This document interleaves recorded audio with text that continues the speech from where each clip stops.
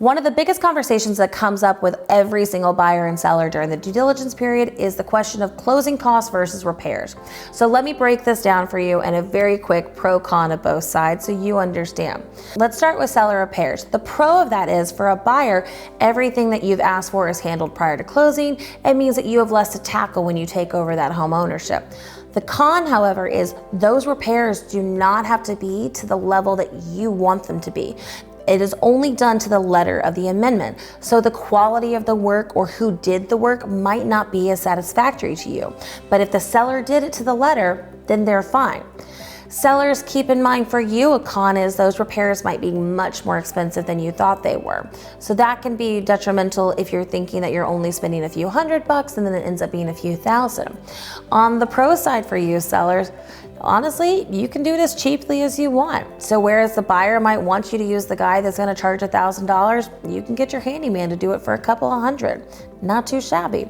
On the flip side, closing costs, which is usually my recommendation outside of non-immediate health or safety concerns, is fabulous for buyers because then you have full control over who does that work. You can make sure that it's done to the quality and level and to your satisfaction. And honestly, for sellers, it's great because you don't have to worry about spending any money until it closes. Now, the con of this, again, for buyers, that project could end up being a lot more expensive than you realize. This is why it is super important for both sides to be getting really detailed and accurate quotes about whatever the issues are that you're negotiating. It's important to have trusted vendors. It's important to have a really good realtor in the situation because you want to make sure that you know and you're comfortable with whatever your financial responsibility is when you're through due diligence.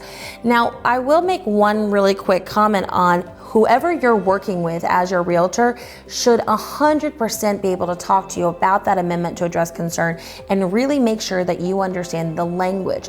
The language in the amendment is so important because it's contractually obligating you, and it can mean that you're obligated to a lot more or a lot less than you realize.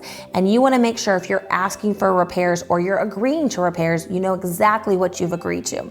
And if your agent or your realtor cannot talk to you clearly about what is in that amendment and the language they are using, you need a new realtor. So give me a call.